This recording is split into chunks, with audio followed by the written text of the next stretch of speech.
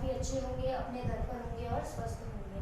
मैं कृपाली पीजीटी हिंदी विषय से स्प्रिंगडेल सीनियर सेकेंडरी स्कूल में आप सभी का स्वागत करती हूँ। आज हम पढ़ रहे हैं कक्षा 10 की पाठ संख्या 19, जिसका नाम है सड़क सुरक्षा नियम। तो सड़क सुरक्षा नियम शीर्षक से आप समझ ही गए होंगे कि आज इस पाठ के माध्यम से आपको बताया जा रहा है कि हमें सड़क पर किस प्रकार से अपनी सुरक्षा का ख्याल रखना है। सड़क के नियमों का आपको पूरी तरीके से जानकारी होनी चाहिए कि क्या क्या संकेत आपको क्या क्या बतलाते हैं, किस किस तरीके से हम सड़क की सुरक्षा की पालना कर सकते हैं। तो हम सबसे पहले इनके कर्तव्यों के बारे में पढ़ते हैं कि आपके कर्तव्य क्या क्या हैं जब आप सड़क पर चल रहे हैं या फिर सड़क पर वाहन चला रहे हैं। तो दुर्घटना स्थल से बचकर निकलने की जगह उन्हें घायल लोगों की सहायता करने के लिए प्रेरित करना सबसे पहला कर्तव्य है। कि दुर्घटना स्थल जहाँ कहीं भी आपने देखा कि इस सड़क पर कोई दुर्घटना हुई है, तो उस जगह से आपको बचकर नहीं निकलना है, बल्कि ये करना है कि उस जो घायल व्यक्ति है उसे आपको तुरंत अस्पताल में ले जाना है। तो ये आपका कर्तव्य हुआ। दूसरा, गलत जगह पर गाड़ी पार्क करना, शराब पीकर गाड़ी चलाना, मोबाइल पर बातें करना, इन गलत बातों के परिणामों पर अपने घर, पड़ोस तथा अन्य लोगों के साथ बातचीत करना। अब सड़क का ये सबसे महत्वपूर्ण नियम है कि आपको शराब पीकर गाड़ी नहीं चलानी है, आपको गलत जगह पर गाड़ी पार्क भी नहीं करनी है, आपको शराब पीकर गाड़ी चलानी भी नहीं है और मोबाइल पर बात करते हुए तो बिल्कुल भी नहीं चलानी है। ये सब नहीं होना चाहिए, निषेध माना गया है और इसके लिए सरकार ने आप सभी के ऊपर जुर्माना भी तय किया हुआ है। सड़क पर क्रोध का प्रदर्शन तथा लोगों के साथ दुर्व्यवहार नहीं करना है। आपको सड़क पर आपको अपना क्रोध नहीं जताना है, लोगों से दुर्व्यवहार यानी गंदे तरीके से बातचीत नहीं करनी है। ऐसी स्थिति में अपने ऊपर तथा परिवार के सदस्यों पर नियंत्रण भी रखना है, ये आपका कर्तव्य है।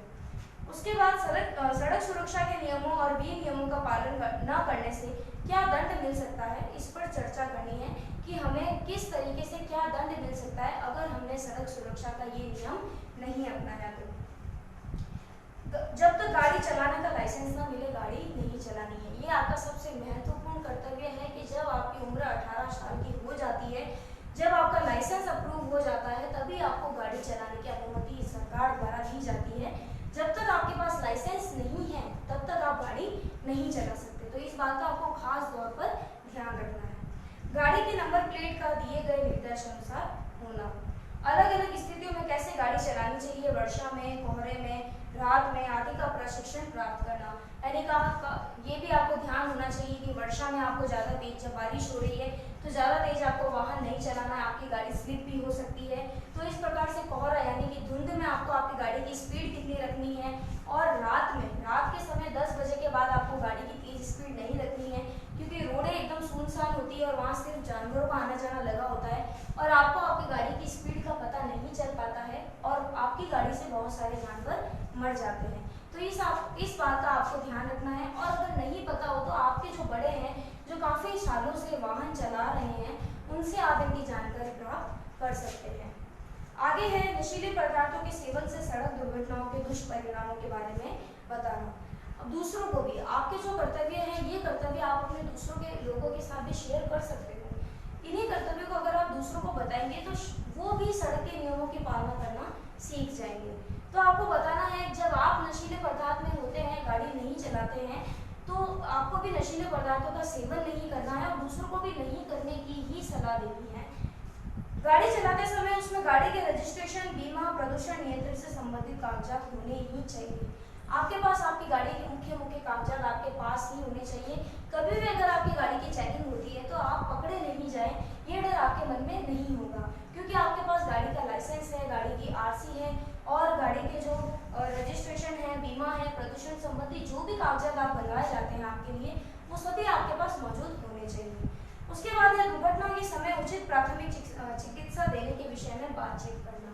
आगे हमारा ये कर्तव्य बनता है कि जहाँ पर दुर्घटना हुई है, ये पहला बिंदु भी था आपका कि दुर्घटना स्थल पर किसी की दुर्घटना हो जाती है तो उसे प्राथमिक चिकित्सा उपचार कैसे दिया जा सकता है वो आपको पता होना चाहिए। तो ये सब आपके कर्तव्य हैं। तो हम एक कहानी पढ़ते हैं, इसी सड़क सुरक्षा से संबंधित एक कहानी पढ़ते हैं जो आपकी पाठ्य पुस्तक में दी गई है, पेज नंबर 107 पे। तो हम देखते हैं, राजू फटी आंखों से उस पन्ने को देख रहा था जो एक अंतरदेशीय लिफाफे पर लिखा गया था। अंतरदेशीय यानी कि इंटरनेशनल, जो बाहर जो भेजे जाते हैं वहाँ लिखा गया था। राजू के बड़े भाई निखिल आंखों से आंसुओं की धारा बह रही थी, उसने ही यह पत्र राजू को पढ़ने के लिए दिया। अब राजू के भाई, ये जो निखिल की आंखों में से तो आंसू की धारा बह रही है, वो पत्र नहीं पढ़ पा रहा है, तो उसने अपने भाई राजू को पढ़ने के लिए दिया। तो प्रिय बेटा निखिल, मैं जतिन गांधी का अभागा पिता तुम्हें यह पत्र लिख रहा हूँ। जतिन गांधी नाम से एक पत्र आया है, जतिन गांधी के पिता के नाम से एक पत्र है, किसको, अखिल को लिखा गया, लेकिन अखिल इस पत्र को नहीं पढ़ पा रहे। तो राजू इस पत्र को पढ़ते हुए बता रहा है, तुमने मेरे बेटे के मृत शरीर को सुरक्षित भिजवा दिया, उसके लिए मैं तुम्हारा आभारी हूँ। जतिन मेरा इकलौता बेटा था, मैं पोस्ट ऑफिस में क्लर्क की नौकरी करता था। कौन? उनके पिताजी। मैं और मेरी पत्नी अपना पेट काट कर जतिन की पढ़ाई के लिए फीस भरते थे। वह इंजीनियर बनकर हमारे जीवन का आधार और बुढ़ापे का सहारा बनना चाहता था। हम उसके लौटने की प्रतीक्षा कर रहे थे, वह आया अवश्य, परंतु कफन में लिपट कर। तो आपको इस कहानी से समझ में आ रहा होगा कि किस बारे में बात की जा रही है। हमारा सहारा बनने की जगह हमें उसकी अर्थी को कंधा देना पड़ा। विधि का यही विधान था, हम लोग उसके निधन पर आंसू बहाने के सिवाय कर ही क्या सकते थे। बेटा, जतिन तुम्हारी बातें हर पत्र में लिखता था, वह तुम्हें बहुत मानता था, वह मुझ बूढ़े पर एक एहसान कर सकोगे।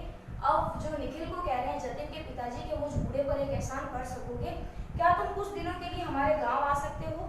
मैं और जतिन की माँ तुम्हारे साथ बैठकर अपने बेटे के बारे में और भी बातें करना चाहते हैं। पैसों की तंगी के कारण वह 2 वर्षों से घर भी नहीं आया। अब वह कैसा लगता था, क्या हमारे बारे में तुमसे बात करता था?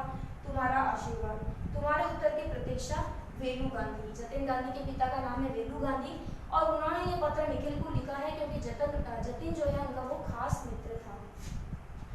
राजू ने यह पत्र पढ़कर निखिल की और प्रश्न सूचक दृष्टि से देखा। यानी अब एक प्रश्न है राजू के दिमाग में कि निखिल को यह पत्र क्यों लिखा गया है। निखिल ने उसे भयंकर रात की घटना सुनाई। एक रात उसका एक्सीडेंट हो जाता है जतिन का, तो वो बात अब निखिल जो है वो राजू को बताने की कोशिश कर रहा है कि उस रात दुर्घटना कैसे हुई थी, क्यों हुई थी, जिसने उसके जीवन को झकझोर के रख दिया। निखिल और उसके 3 मित्र हॉस्टल के आसपास के कमरे में रहते थे। जतिन उनमें सबसे छोटा था। उनकी इंजीनियरिंग की पढ़ाई का आखिरी वर्ष था, यानी लास्ट ईयर बचा था उनकी इंजीनियरिंग की पढ़ाई का, जो जतिन और निखिल साथ में कर रहे थे। कुछ ही महीनों में वे घर वापस लौट जाते और अच्छी नौकरियां पाकर जीवन में आगे बढ़ते, यानी ये हो जाता। 31 दिसंबर की शाम थी। इन चारों ने नए वर्ष के स्वागत की पार्टी में जाने का निश्चय किया। निखिल को अपना प्रोजेक्ट पूरा करना था, इसलिए उसने जाने से मना कर दिया। निखिल को प्रोजेक्ट बहुत महत्वपूर्ण था, उसे पूरा करके शायद सबमिट कराना था, तो उसने पार्टी में जाने से मना कर दिया। उसकी जगह पास वाले कमरे में रहने वाले नरेंद्र ने इनको अपनी गाड़ी में ले जाने का सुझाव दिया। पार्टी में काफी चहल पहल थी। इन मित्रों में से किसी को भी शराब पीने का शौक नहीं था। अब क्या होता है कि पार्टी में बहुत चहल पहल होती है, सभी मित्रों को शराब पीने का शौक नहीं होता है, परंतु जैसा कि इस उम्र के युवाओं में आदत हो जाती है, ये उम्र ऐसी ही आती है 22 से लेकर 25 साल तक की या 27-28 साल तक की, कि जो लड़का होता है, जो युवावस्था में होता है, तो उसे सभी चीजें नई नई करने का शौक होता है। तो शराब पीने का भी एक अलग ही शौक होता है आज की युवा पीढ़ी को। तो होता क्या है कि युवाओं में आदत होती है, तो कुछ लोगों ने उन्हें जबरदस्ती शराब पिला दी। जो पार्टी में जाते हैं, निखिल के सभी मित्रों को शराब पीने की आदत नहीं होती है, लेकिन जबरदस्ती उन्हें शराब पिला दी जाती है। रात के 2 बजे उन लोगों के वापस आने का निश्चय करते हैं। अब ये पार्टी से रात को 2 बजे फ्री होते हैं और घर वापस आने का, हॉस्टल वापस आने का निश्चय करते हैं। बाहर चारों तरफ कोहरा छाया हुआ था। नरेंद्र गाड़ी चला रहा था, हेडलाइट जलाकर भी उसे ज्यादा कुछ दिखाई नहीं दे रहा था। अब कोहरा धुंध पूरी तरीके से उनकी आंखों के सामने मौजूद थी और वो उसको चला नहीं पा रहे थे। पार्टी में जोर से शोर मचाकर नाचने से वाकई लोग अपनी आंखें बंद करके सो गए।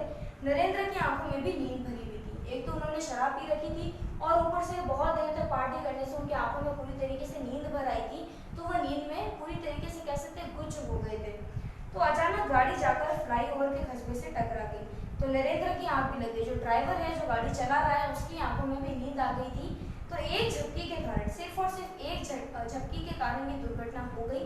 और आगे क्या होता है, अचानक गाड़ी जाकर फ्लाईओवर के खंभे से टकरा जाती है। नरेंद्र के अलावा बाकी तीनों की उसी समय मृत्यु हो जाती है और नरेंद्र की कई हड्डियां टूट जाती है, सारा शरीर कांपने लगा। मृतकों को पहचानकर उनके माता पिता को खबर देना और उनके शवों को शव गृह में रखवाना, इन सभी बातों ने निखिल को शारीरिक और मानसिक रूप से हिलाकर रख दिया। क्योंकि सभी मित्रों का कार्य उसी ने किया, शव गृह से सारे शवों को वहाँ पर ले जाना और सभी देखना उसे। तो एक प्रकार से तो निखिल अपनी मानसिकता को खो ही चुका था, क्योंकि ये दृश्य देख पाना बहुत मुश्किल होता है। तो अब कल तक जिन मित्रों के साथ वो अपने जीवन के सुख दुख बांटता था, आज बिना आवाज के प्राणहीन थे। उनके माता पिता की हृदय विदारक चीखें उनके रात भर जगा कर रखती थी। और अब ये पत्र आखिर कैसे खड़ा होगा वह वीलू गांधी के सामने। अब निखिल सारा दोष अपनों पर ले रहा है कि वीलू गांधी के सामने वो एक दिन कैसे खड़ा होगा, क्योंकि उसके बेटे की मृत्यु शायद वो कहीं ना कहीं उनके पार्टी में मना करने पर भी वो जाता है और सब कुछ वहाँ होता है। लेकिन अब आप देख सकते हैं कि दुर्घटना किस कारण से हुई है, किस वजह से हुई है। तो चारों मित्रों ने शराब पी रखी थी, यानी कि उन्होंने सड़क के नियमों का पालन नहीं किया। तो सड़क सुरक्षा आपके ही हाथ में है, आपकी सुरक्षा आपके ही हाथ में है। तो किस प्रकार से आप अपनी सुरक्षा रख सकते हैं? तो वाहन चलाते समय आपको शराब नहीं पीनी है, और जब शराब नहीं पिएंगे तो आप नशे में नहीं होंगे, तो आप अच्छे से ड्राइव कर सकते हैं। लेकिन ये ख्याल निखिल के चारों मित्रों में नहीं आया था और इस प्रकार से ये दुर्घटना हुई। तो इसमें सभी की मृत्यु हो गई। तो इस प्रकार से कहा गया है कि जान है तो जहां है।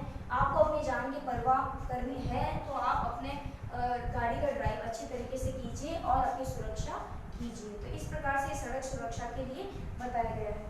अब आपका पेज नंबर 108 यानी कि 108 एंड 109 पे आपके अनिवार्य यातायात संकेत दे रखे हैं। अनिवार्य, जो कि बहुत ही इंपॉर्टेंट है, मोस्ट इंपॉर्टेंट संकेत सिग्नल दे रखे हैं आपको यातायात के, वो आपको ध्यान रखने हैं। तो आपको 108 और 109 पे बहुत सारे संकेत दे रखे हैं, वो आपको देखने हैं कि किस प्रकार का चिन्ह क्या संकेत देता है। इस प्रकार से दाएं मुड़ना, टर्न लेना, दाएं मुड़ना, इस प्रकार से सारे संकेत जो भी आपके यहाँ पर दिखाए गए हैं, गति सीमा कितनी होनी चाहिए, लोड सीमा कितनी होनी चाहिए, यू मोड पर कैसा प्रतिबंध होता है, नहीं होता है, तो ये सारे संकेत आपको आपकी किताब से पढ़ने हैं। धन्यवाद।